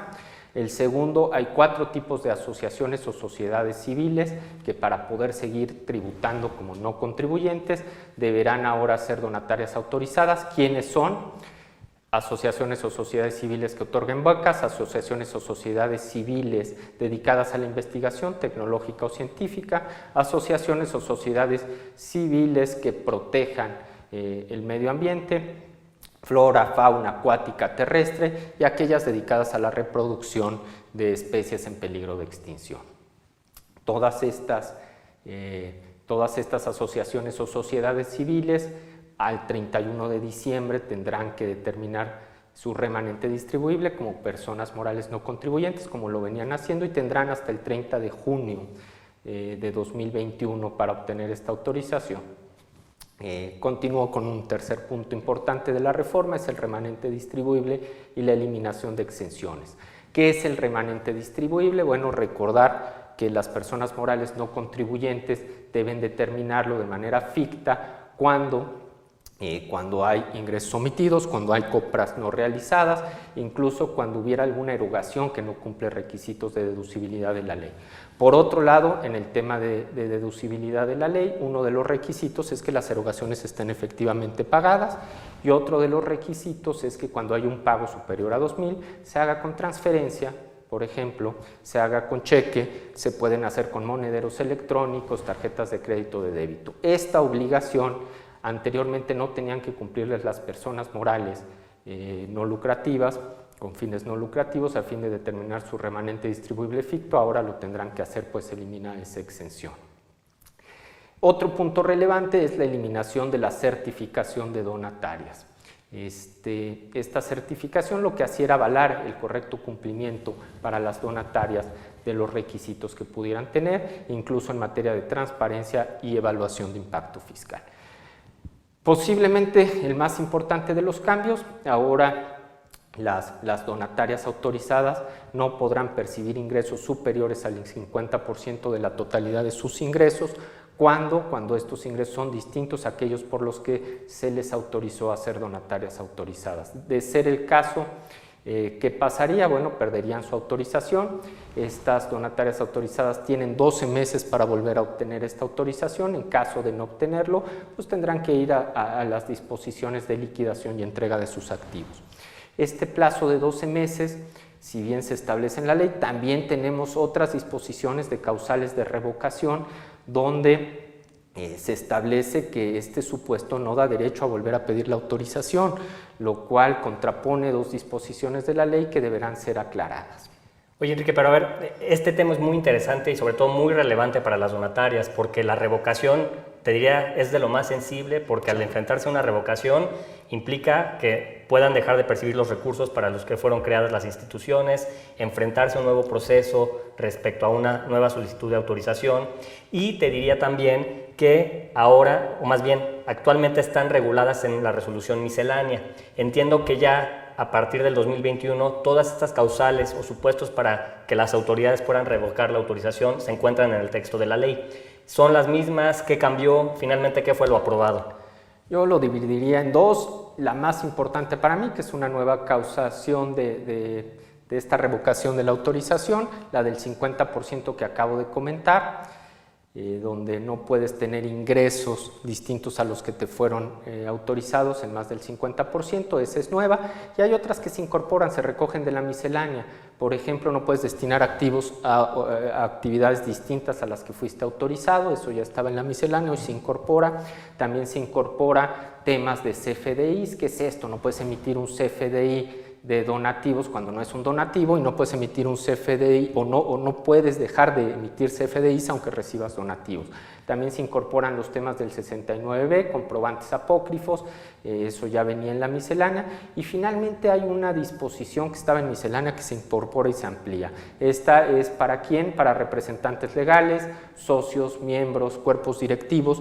Ya estaba en miscelánea que si se actualizaba el supuesto del 69B, se perdía esa posibilidad de ser donataria autorizada, ahora se amplía, y si ellos hubieran sido parte de organismos civiles o de fideicomisos en 5 años anteriores que hubieran perdido esta autorización como consecuencia de actualizar el supuesto del 69B, también se perderá esa posibilidad ahora. Es interesante, queda acotado al 69B, pero estar muy alerta sobre todo por todo este tipo de publicaciones. Bueno, como estamos viendo, la realidad es que el régimen de las personas morales sin fines de lucro está sufriendo cambios importantes. Me gustaría cambiar de tema, sobre todo una precisión que se hizo en materia de maquilas, sí, Enrique, y sobre todo por el tema de precios de transferencia. ¿Qué fue lo que se incorporó al texto de ley?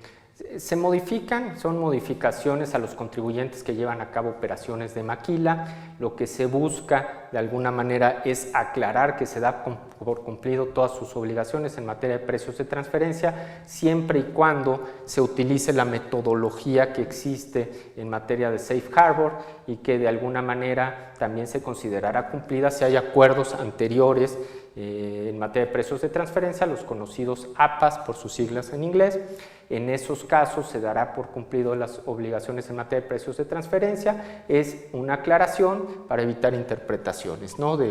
Lo que se señala es que se podía llegar a interpretar que por el simple hecho de tener un estudio de precios de transferencias cumplías los requerimientos. Perfecto.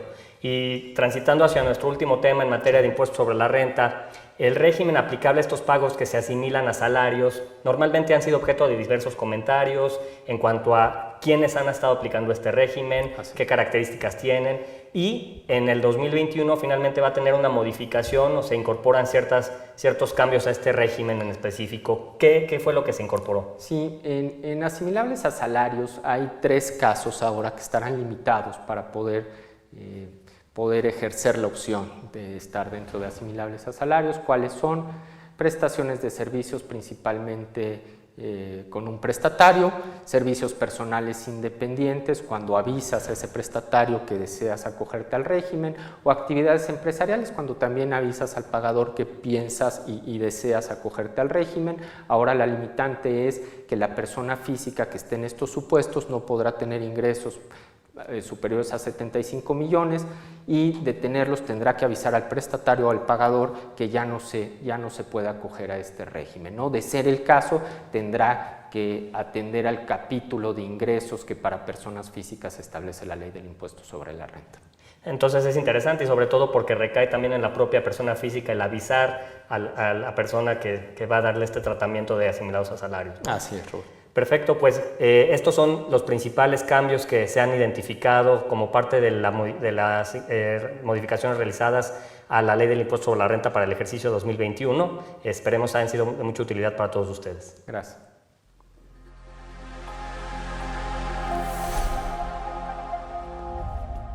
En este panel, como podrán haber observado, se incluyeron muchos comentarios en relación con diversas disposiciones que se contienen en la Ley del Impuesto sobre la Renta. Simplemente concluiría yo con el tema reiterando en materia de donatarias autorizadas. Hay muchos requisitos, muchas situaciones que habría que cumplir para efectos de que no nos veamos en la posibilidad de que las autoridades nos llegaran a cancelar el registro que como donataria autorizada tienen este tipo de instituciones. Así que, ojo, ponerle mucha atención a estas nuevas disposiciones que entrarán en vigor y que fueron comentadas en este panel.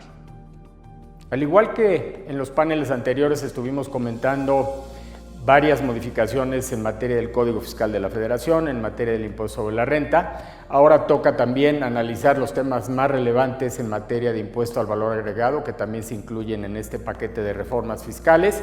Y este segmento, este panel, estará a cargo también de nuestros socios Roberto Padilla, en un esquema similar al anterior, quien estará entrevistando también a nuestro socio Sami Lazarov para de alguna forma darle continuidad a esta presentación.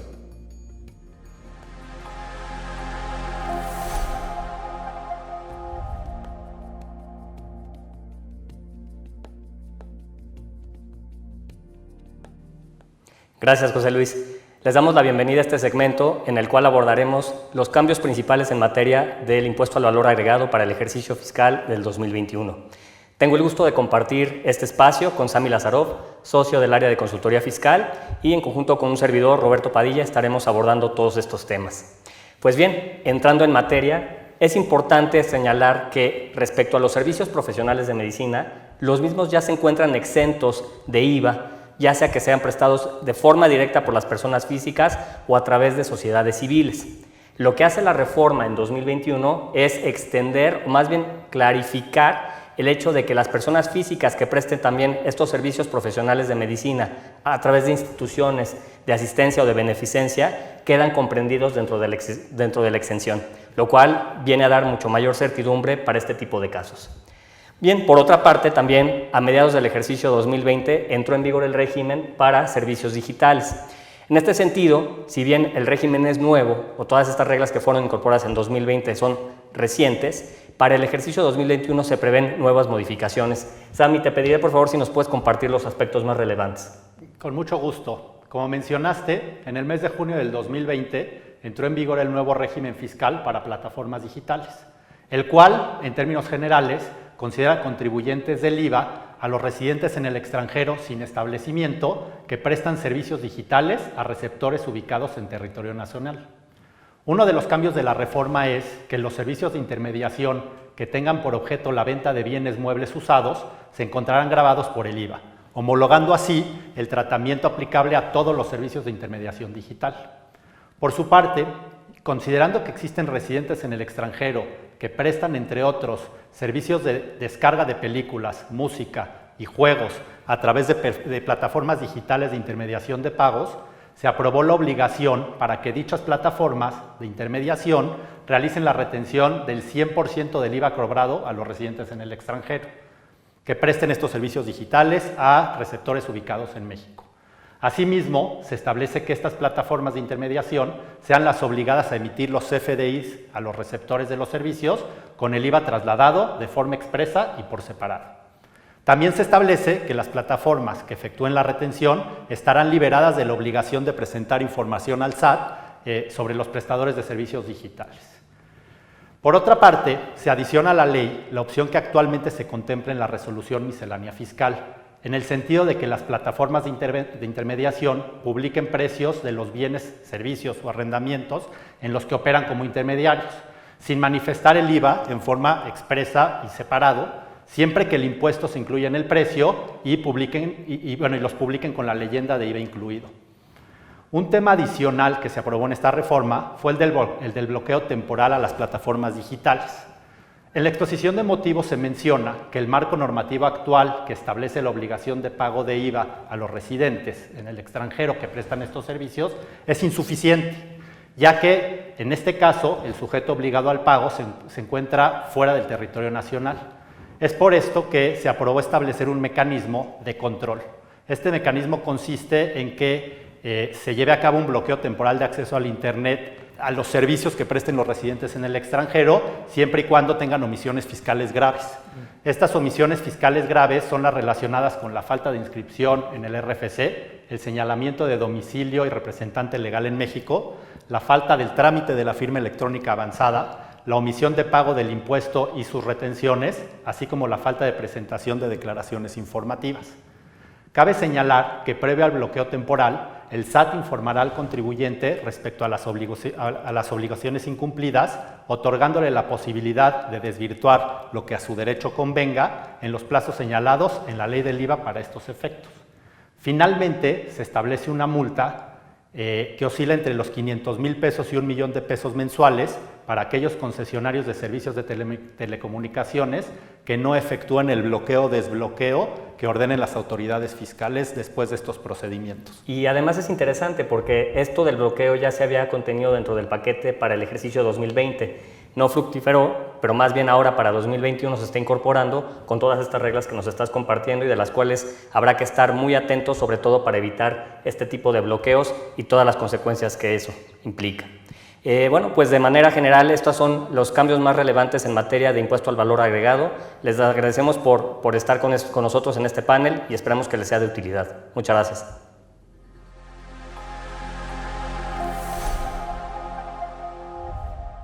En relación a los temas tratados en este panel, igualmente destacaría un pequeño comentario.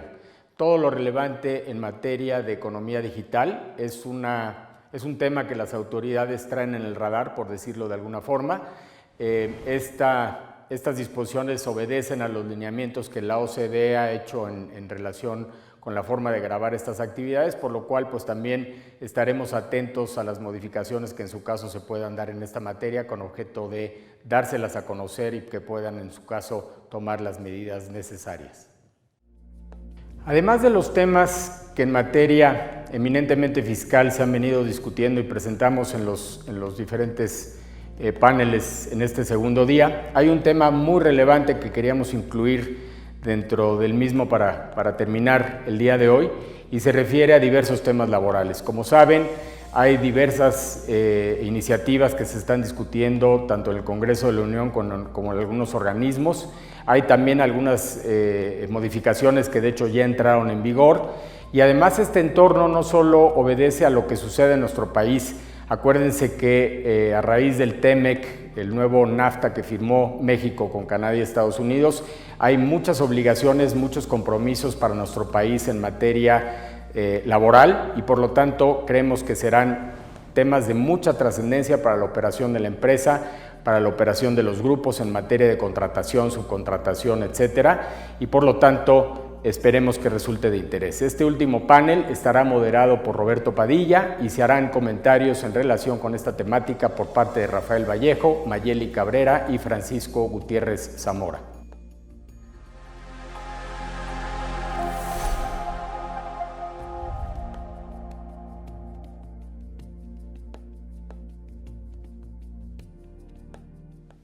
Les damos la bienvenida a este espacio en el cual abordaremos temas en materia laboral y la fiscalización alrededor de dicho tema.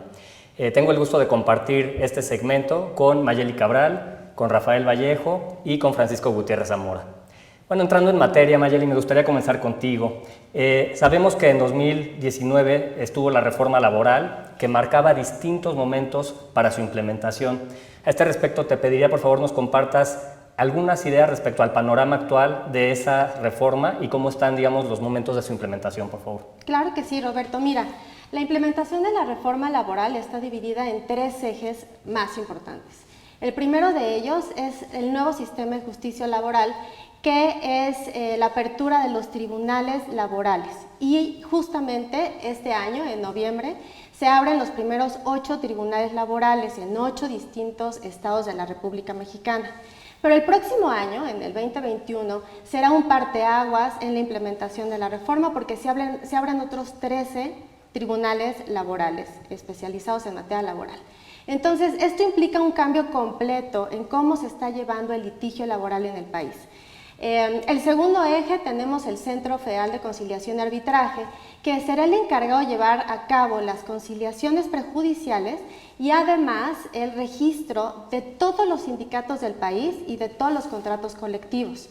Este Centro Federal de Conciliación ya tiene un titular, que es el doctor Domínguez Marrufo, y él estará a cargo durante 6 años aproximadamente. Es un organismo descentralizado con muchísimo poder y va a tener un control absoluto del tema colectivo en nuestro país y entra en vigor también el próximo año, ya va de manera completa.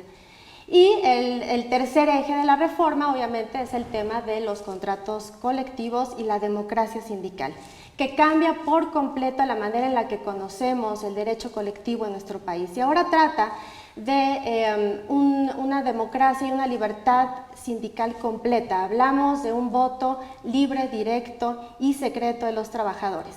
Entonces, este año que viene vamos a legitimizar los contratos colectivos. Hablamos de que 3 de cada 4 contratos colectivos son de protección, lo que implica pues un gran trabajo porque esos contratos de protección no los conocen los trabajadores. Entonces, legitimizarlos deviene un gran tema y un gran problema.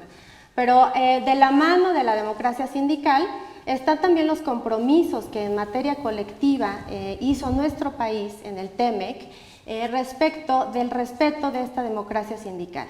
Y para ello se instauró un mecanismo que está en los anexos 31A y 31B del Tratado de Libre Comercio, que habla de un mecanismo laboral de respuesta rápida.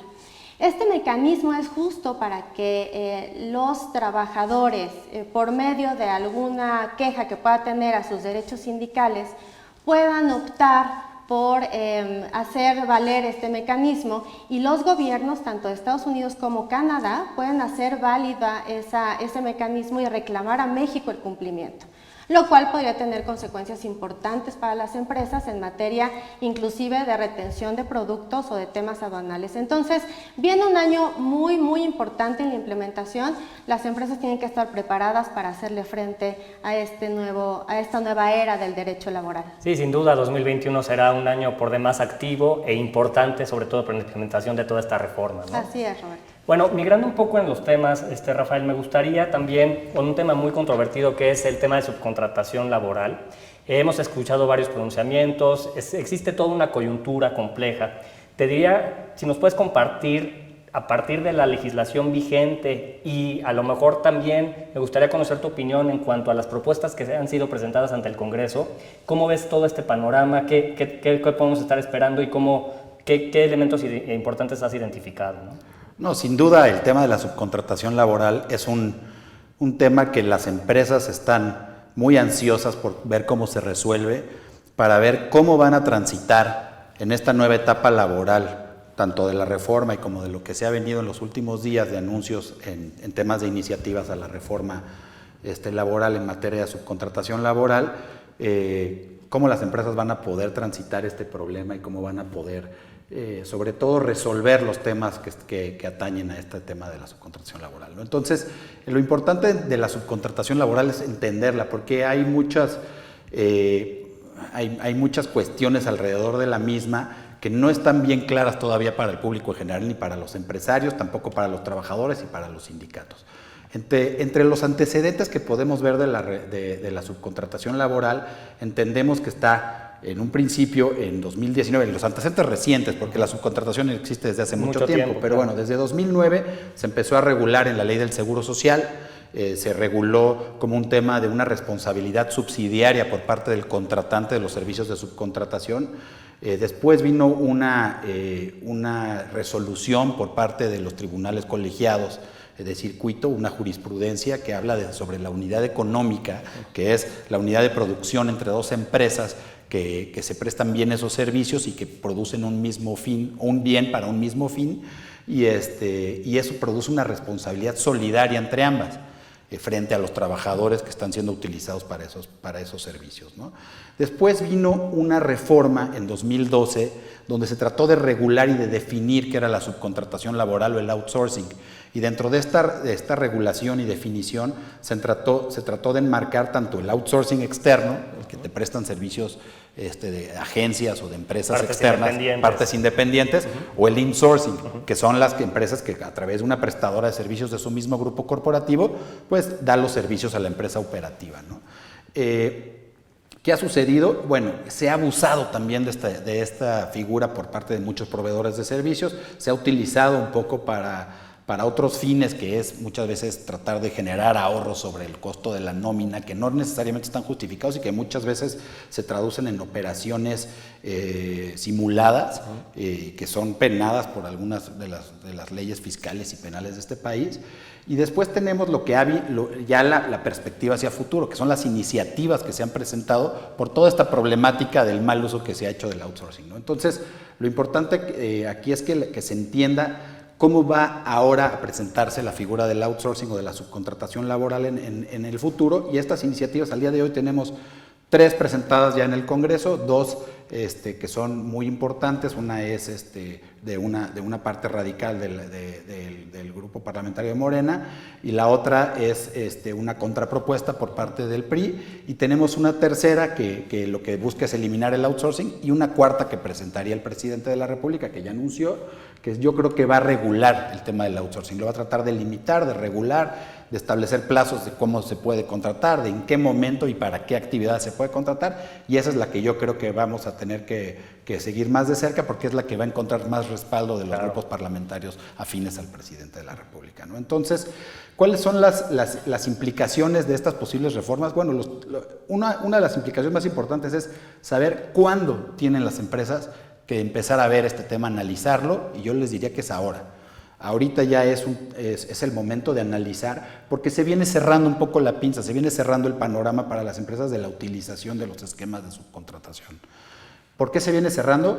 Por un lado, por las reformas ya anunciadas y las que se están discutiendo, y por otro lado, por el nuevo sistema de justicia laboral, que va a hacer más difícil que proliferen esquemas de outsourcing o esquemas simulados que las empresas puedan contratar hacia futuro, porque los nuevos procedimientos laborales los van a desvelar de una mejor manera lo que tenemos al día de hoy en el sistema de justicia actual, ¿no? Entonces, las implicaciones legales son esas, que es el análisis por parte de las empresas, el timing, o sea, el tiempo en que las empresas tienen que hacer esto y empezar a ver si reestructuran o no, y las posibles reestructuras internas de las empresas, que no solo tienen que ver con su forma de organizarse y la forma de cómo contratan a los empleados, sino también ver hacia adentro de cómo pueden reformar o modificar sus esquemas de compensación frente a una posibilidad que sea, ya al no utilizar outsourcing, tener que pagar las utilidades desde la empresa que las produce, desde las empresas operativas, que ese es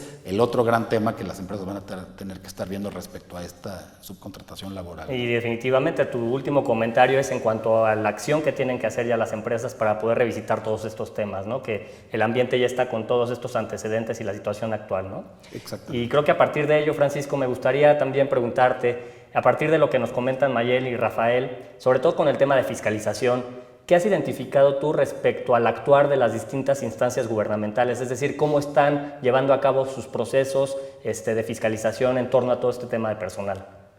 Gracias. Pues mira, hemos visto ya autoridades de todo tipo, desde luego en materia fiscal, en materia de seguridad social, en materia laboral, en donde están atacando o están buscando cómo atacar este aspecto de la nómina, del personal. El personal es un elemento muy natural de fiscalización para cualquiera de estas autoridades. Si lo vemos del lado fiscal federal, tenemos el pago de nómina a los trabajadores que deja huella en un CFDI en el trabajador, en donde va a decir cuánto le pagaron, en dónde le pagaron, cómo le pagaron. Tenemos además que el patrón tiene que tener a sus trabajadores inscritos en el IMSS para que ese gasto que realiza, que es de los principales gastos que realiza un patrón y de los principales... Si no es que el más, ¿no? Si no es que el más, y de los principales conceptos a deducir, que si se lo cuestionan, pues le va a afectar directo al bolsillo. Entonces tenemos esos dos aspectos muy relevantes del lado del SAT, que está muy ocupado en verificar que se esté cumpliendo.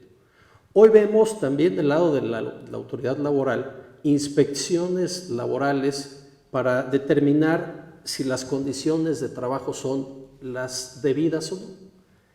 Pero estamos viendo ya en el papel que las autoridades, principalmente las estatales, en materia laboral, se están yendo más allá de lo que debieran, fijando pronunciamientos en el sentido de que hay subcontrataciones simuladas o relaciones laborales simuladas, que pareciera que no tienen un efecto muy fuerte o muy sonoro, pero sí lo hay.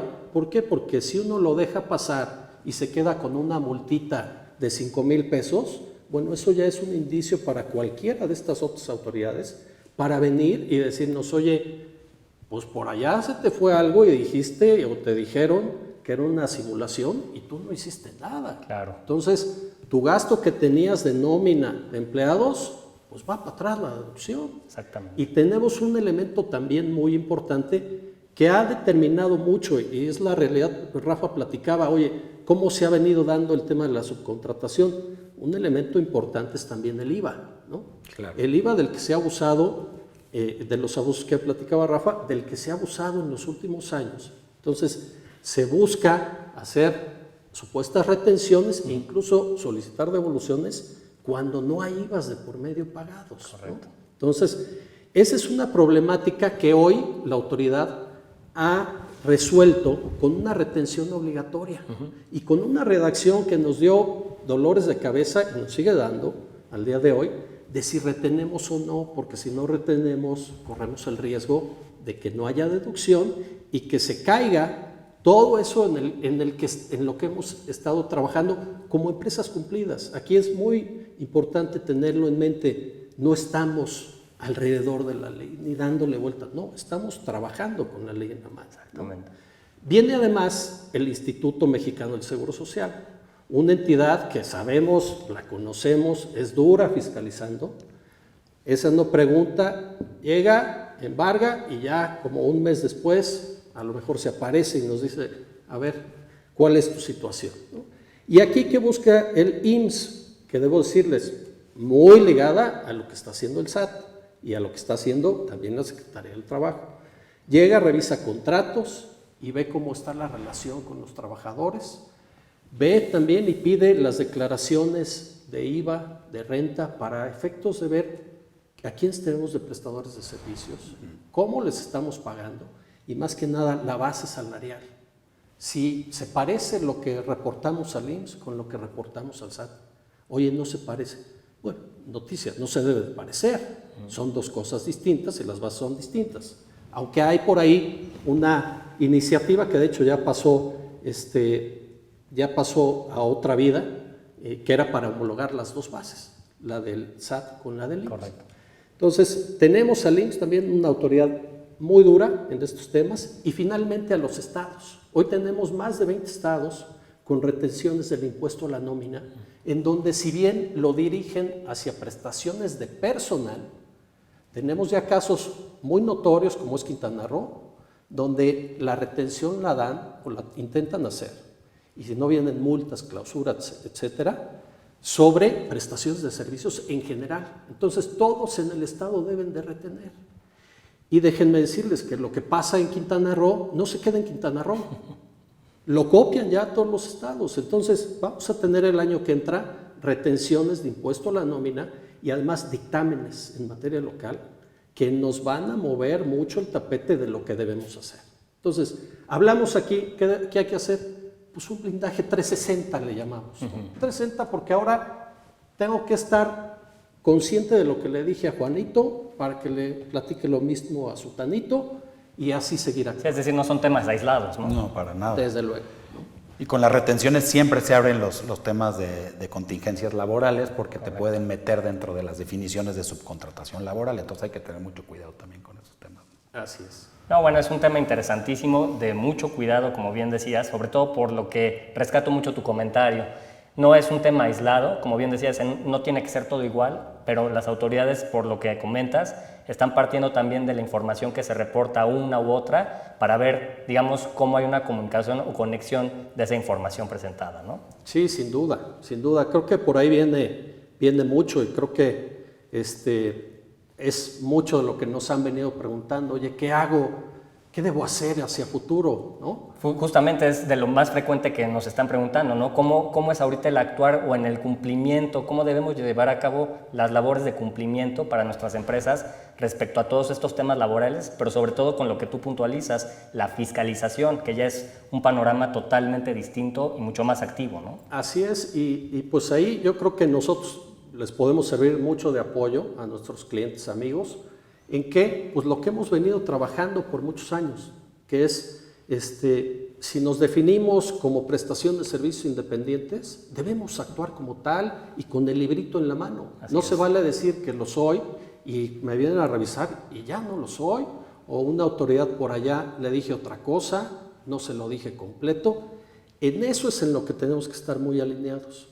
Insisto, con la ley para evitar cualquier tema de simulación. No, tenemos que partir de una figura para de ahí definirnos como tal. Desde luego vendrán las leyes y lo que llegue a generarse en materia laboral, que definirá mucho, pero como ya vimos hay muchas autoridades alrededor de este tema que tenemos que cuidar, no jalarle a una porque le descobijamos y viceversa.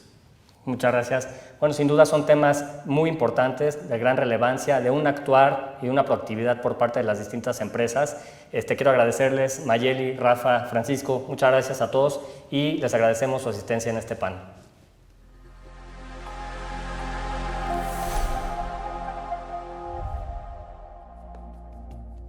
Como comentario final en este último panel, simplemente reiterar lo que mencionaba yo al principio del mismo, básicamente en el sentido de estar revisando las estructuras que en materia de contratación tienen las empresas y los diversos grupos de empresas, revisar los conceptos de participación de utilidades y estar muy atentos a la nueva legislación que pudiera existir en esta materia. Bueno, pues con esto concluimos este seminario que, como podrán haber visto, ha estado en dos partes, el día de ayer tocando temas de transición, el día de hoy tocando temas de reformas fiscales. Reiterarles dos o tres situaciones nada más para tenerlas presentes. Primero es que todo el material que hemos presentado está disponible a través del link que les hicimos llegar en la invitación www.eventoscrz.com.mx. en cualquier momento durante las 2 semanas siguientes. También en este link podrán, como mencionaba yo al principio, el hacer preguntas, sugerencias, comentarios, se los vamos a agradecer mucho. Creo que su feedback es bien importante para nosotros, así que ojalá que pudieran estar activos dentro de esta invitación y haciéndonos llegar sus comentarios. También reiterar lo que mencionaba yo el día de ayer y al principio del día de hoy. Además de las disposiciones que analizamos y de los diversos temas que fueron materias de estos paneles, hay algunas modificaciones, algunos temas de actualidad en materia de derecho administrativo, comercio exterior y derecho de minería, que vamos a incluir también dentro de la presentación en el link que van a poder accesar en la invitación que les mandamos, para efectos de que puedan estar actualizados en materia de esto. Reiterar el tema de preguntas, sugerencias, respuestas, las pueden hacer en cualquier momento en estas 2 semanas, estaremos muy atentos a darles nuestra retroalimentación, sus comentarios son más que bienvenidos, nos encantaría contar con ellos.